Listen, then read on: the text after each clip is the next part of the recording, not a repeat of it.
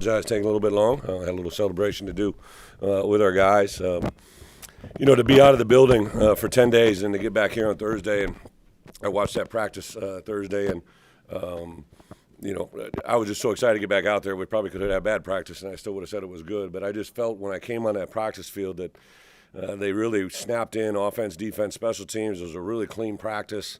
I've been able to watch it all the time through Zoom and through technology, but to see it and feel it and hear it, I was worried. This week they're away from classes, right? There's a million different things going on. A lot of guys went home for maybe a Thanksgiving dinner. We had a celebration dinner here that had a large majority of our team, but the focus that they had and the ability to open the game up the way they did, I kept stressing to them all week, listen, that senior day is a great thing, but you got to turn the page as soon as that celebration is over and get our minds right. And the way we started offense, defense, and special teams, I thought we'd play well today, and it was fun to see it go out and get executed that way. I give a lot of credit to Fitz and his crew. These guys were Big Ten West champions a year ago, right? And we talked about this game from the moment I was hired and the conversations we had during the course of the year to play a trophy game and to keep it, make it be housed in our building. We built a locker room area for our players to house those trophy games, and to get one now that'll be in our building for the whole year is awesome until we try to defend it again next year. So, the seniors, can't say enough about their perseverance, their faith in us as coaches to jump in and come back and do it. And then especially when things maybe weren't going as well as everybody had hoped at certain times, they kept the faith. They've been tremendous. I've always let senior captains talk at the end of the year, so we had 3 guys talk last weekend. Before the Iowa game, had 3 guys again talk last night, Velo, Kramer, and Jake Hansen, and just to hear their words and what they say about us as coaches and their teammates makes me more confirmed now than ever before that we're definitely headed in the right direction. I'd love to get the chance to play one more game with these guys. If that works out, it'd be great. But just to see the way they're playing and the way they feel it, I think there's a definite vibe to playing their best football at the end here, and we'll see how that all plays out. But I couldn't be happier for our guys to play well at the end of to start the year with a win against Nebraska and to end the year with a win against Northwestern. Would have loved to have a couple more in between there, but to kind of feel where we're at in the Big Ten West, and I think a vision of what we can be is a very exciting time. So with that, open up. Bret, good to see you in person, by the way. What do you think you've set here this year? I mean, obviously getting some wins that you haven't had, here in a while. Obviously some games you probably regret because you could have had even more special season. But what foundation do you think you set here?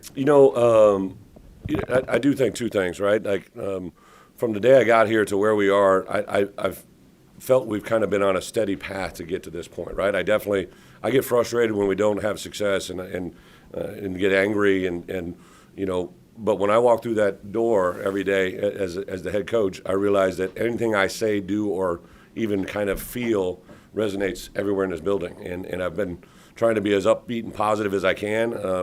I've given them a pat on the back when they deserve it. I've also tried to kick them in the tail when they need it. I said after the Iowa game, I was pretty strong with them on that Sunday night that, listen, we're not into participation ribbons, right? Like, we can't just say that we played hard and we gave it a great effort. Like, we didn't win that game, in a game that I think was winnable. And we have to be able to, get through those moments for us to grow in the future. But on the same account, these guys, when they're playing with confidence and they feel it, they understand it, they're very, very productive defensively. It's fun to see OC and Isaiah play well, but those 2 guys are really the only guys we lose. Rod Perry obviously came back in the mix today, but we have the majority of our guys coming back defensively. Offensively, to have 2 running backs. I know Chase got over 1,000. Josh McCray looked like the Josh McCray we've seen. DJ and Luke, and some guys have some decisions to make, but I think the feeling that they have coming off that field, they know where we're headed and hopefully can go in the right direction. We lose a lot of good offensive linemen, Palcho, V, and Doug, Jarasati, are guys that will be moving on, but and then Jack Benovdiak, right? What he was been able to do for us this year is just another great story to this year. So we got some work to do. I got a lot of work in recruiting the next 2 weeks, but it's been fun to build this thing, and I think we're heading in the right direction. Coach, that was probably the most balance that we've seen from the offense this season.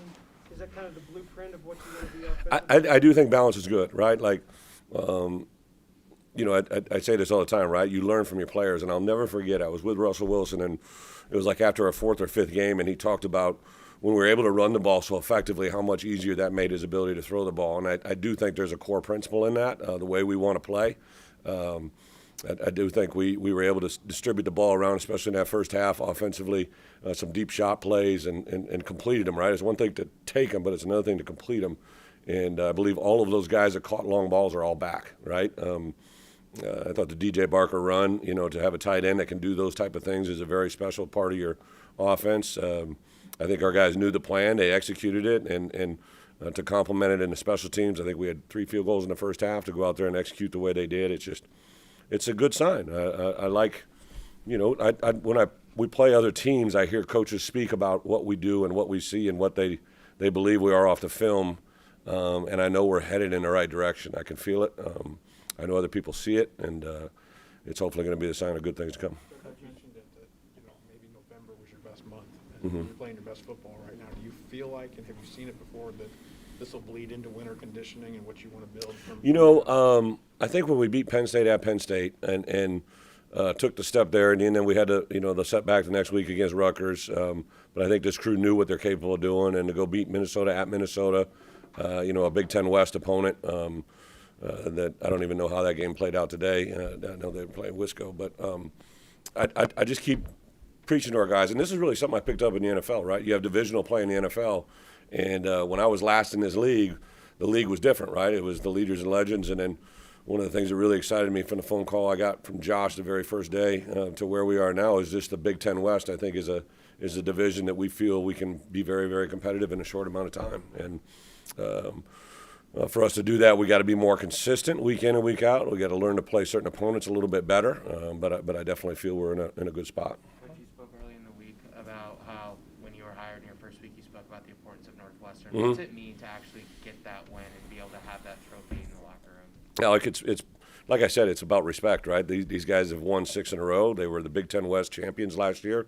They're 1 year removed from being at the top of this division, and I think for us to play the way we did today, it means a lot for us, and not only just today, but also in recruiting. It's a statement for us and where we want to be in this division. I said it the other day. I doubt there'd be anybody that really would want to play us right now, and I'm not saying that that's easy for me to say. I believe that, like I feel it, and I think our kids understand it. And now next year, when I can talk to these guys about the out-of-season program, why we want them to get to a certain level of weight, or down to weight, right? Like, I'm not just talking about the week they're in. I'm talking about week 10 of a Big Ten season, right? That's what I'm talking about, and now they understand it a little better. Do you operate the next week? Like, you could have another game or not? By NCAA rule, because we haven't been told we can't, we actually get to practice this week. So the kids don't even know that yet, but we'll take advantage of every practice. I mean, I'd love to play a bowl game for a variety of different reasons.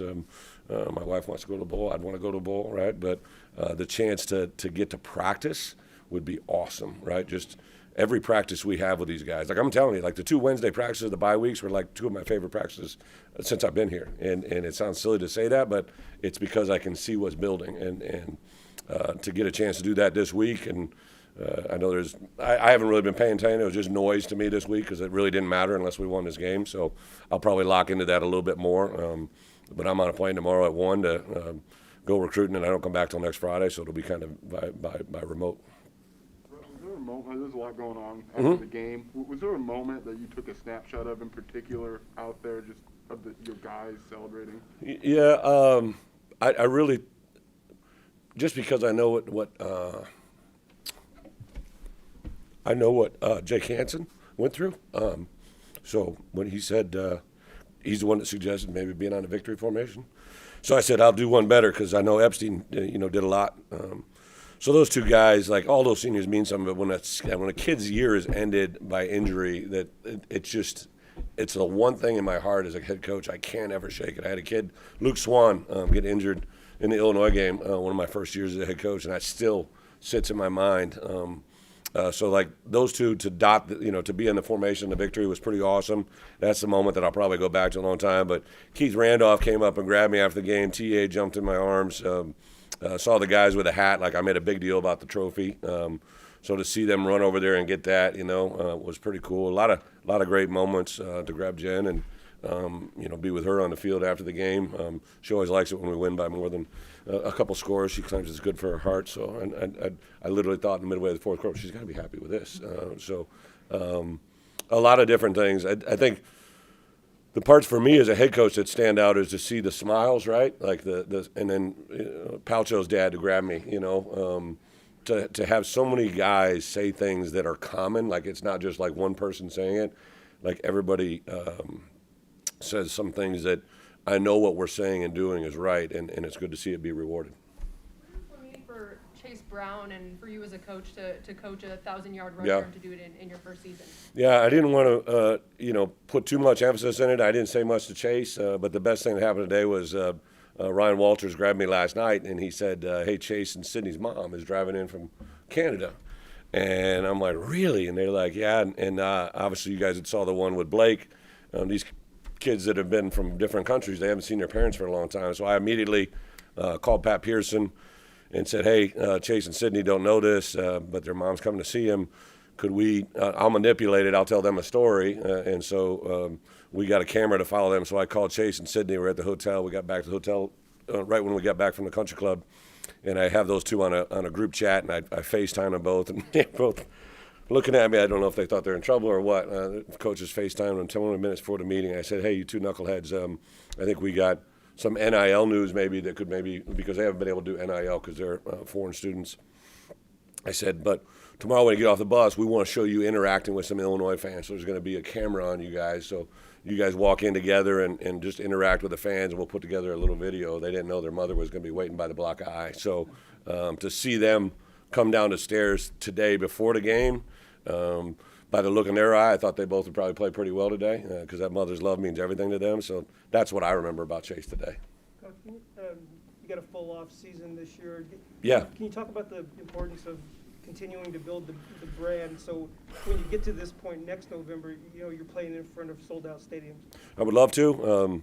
It's just, in life you go through things and you don't realize what you have in front of you until you don't have it, right? So I played at the University of Iowa, right? And I saw that stadium last week when I was sitting in the COVID protocol, right? And I saw what that fan base was like. And then, I coached in this league at another school that had a sold-out place every game, and I know it's Josh and I's goal, right, to fill that baby up, to get to stadium so that people come here every Saturday, and that we can represent them, right? I knew it was important for us at the end of the year to go on a high note, to show people what we can possibly do in the future, and hopefully that's a great indication of it. As far as having a whole season, we've put a huge emphasis in recruiting. We're going to probably have 8 to 10 of our high school guys signed with us, will be with us in January, and a lot of those guys are coming from winning programs. I know today we had a couple more get added that are state champions in their own right. So that's what I'm excited about, like the guys that we have coming back in this building, but also the guys that we're going to add to it. How did you build this trust with these guys so fast? It's really kind of a speed dating type of thing for 11 months. What was the key to developing that? I think honestly, kids, like I say it all the time, people think kids are different today than they were 20, 30 years ago. Kids want to run to people that they can trust and they feel are going to be honest with them. Like I'm going to tell you now, like every conversation I've had with guys hasn't been a bed of roses, right? Like I'm not a negative person, but I'm going to let them know when I don't think it's right or I'm honest with them. Doug Kramer gave a speech last night that it just punched me in the head, because he was speaking from the heart, and he made an opening comment about what he's felt since he first came across his staff and working with Coach Miller, and that part I know you can't fake it, right? And you can't. You can fool someone for a day or two or maybe a month or two, but you'll eventually expose yourself, and that's what I've kind of been telling our guys is. Just be the best you, right? And I can live with everything, but I think it's critical to be real, right? To be human. They see me. You guys have seen me. I get emotional. I never I never run away from that. Like I tell people all the time, like, you know, it takes a lot for a man to say to another man, I love you, right? Like, but today on that senior goodbye, I got a lot of I love you, you know what I mean? And it wasn't fake, and the feeling was mutual. Last question. Coach, kind of a question about the game. You capitalized off the 2 turnovers that Northwestern had with touchdowns. How important was that in building the momentum to get in a big lead? Again, it's teaching these guys how we got to play the game. So last night, I let the seniors talk first. Those 3 guys talked, and then I always give a little film session on Friday night, and they never know what's coming at them. I might take a series. I might take a series from us. I might take 6 plays from practice. I never let it be the same.